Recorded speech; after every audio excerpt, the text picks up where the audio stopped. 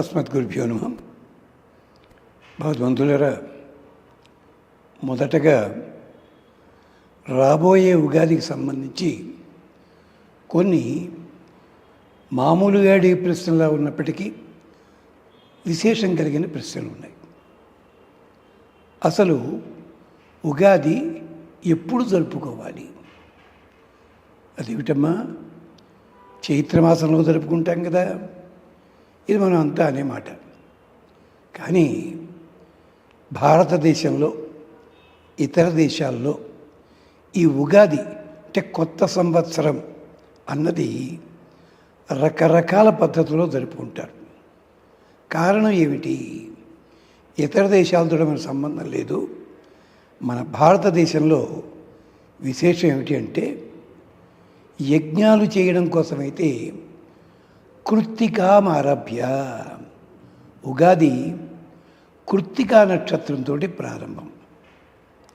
లేకపోతే అశ్విని నక్షత్రంతో చంద్రుడు కూడుకున్నది ఆశ్వయుజమాసం అంటాం, ఆశ్వయుజమాసంలో.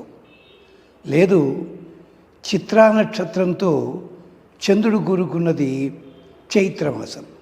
అంటే మనకి చైత్రము, ఆశ్వయుజము, కార్తీకము, ఈ 3 రకాల ఉగాదులు మనకి సాంప్రదాయంలో ఉన్నాయి.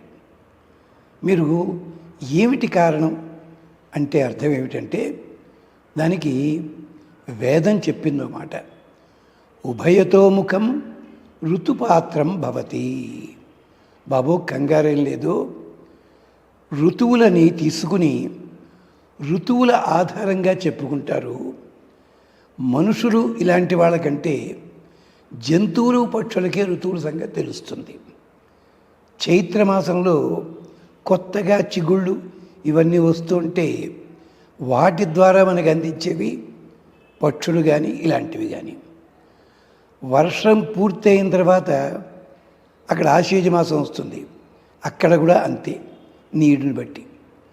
అంతేకాదు, మన కాలం అన్నది భగవంతుని స్వరూపము, అర్ధనారీశ్వర తత్వము. అనాదిర్భగవాన్ కాల సంవత్సరోసి పరివత్సరోసి ఇడావత్సరోసి ఇదువత్సరోసి. ప్రస్తుతం విశ్వావసరమ సంవత్సరం, ఇదువత్సరము. అగ్నిదేవుడు అధిష్టాన దైవం.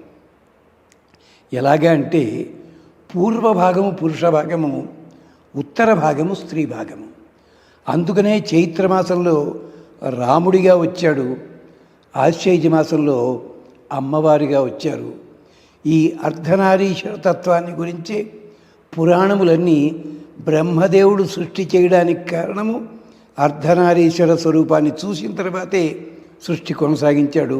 స్త్రీ పురుషులు ఇద్దరు ఉండాలి. అందుకని ఉగాది లేదా యుగాది ఈ 2 రకాలుగా చేసుకోవచ్చు. రెండిటికీ అనుసంధానం ఉన్నది కృత్తికా నక్షత్రం, అగ్ని సంబంధము. అందుకని కార్తీక మాసం అన్నారు. ఇది మనకి అధర్వణ వేదంలో, యజుర్వేదంలో చెప్పిన పద్ధతి. ఏం పర్వాలేదు. మన తెలుగు వాళ్ళమంతా కూడా ఏం చేస్తాం అంటే, ఈ చైత్రమాసం చెప్పుకుంటాం.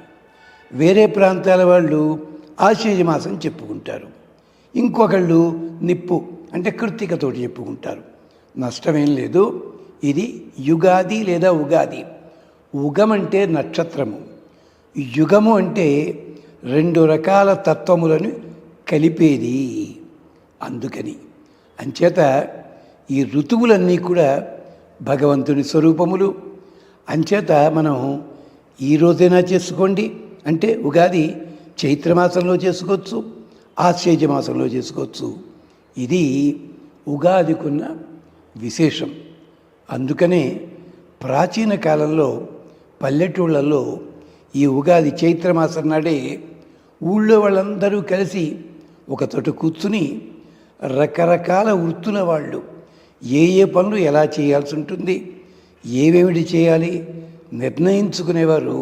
అంటే బ్రాహ్మణ, క్షత్రియ, వైశ్య ఇత్యాదులన్నీ కూడా నిర్ణయించుకునేవారు.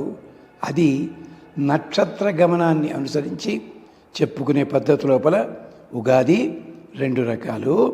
అనాదిర్భగవాన్ కాల, భాగము ముందు భాగము పురుష భాగము, తరువాతి భాగము స్త్రీ భాగము, రెండూ కలిపితే వచ్చింది సంవత్సరము. ఇంకా మీకు వివరం కావాలంటే యజుర్వేదంలోనూ అధర్వణ వేదంలోనూ చాలా విస్తారంగా ఇచ్చారు, అది గమనించండి. ఇది ఉగాది. విశ్వావసునామ సంవత్సరము. సకల ప్రపంచంలో ఉండే సంపదలన్నిటికీ అధిపతి అగ్నిదేవుడు, అందుకని విశ్వావసు అనే పేరు. ఇదువత్సరము అంటే చల్లదనాన్ని కలిగించేది అని దీనికి పేరు కూడా ఉంది. ఇది విశేషము. మళ్ళీ ఉగాదికి సంబంధించి వేరే ప్రశ్న మళ్ళీ మాట్లాడుకుందాం. స్వస్తి.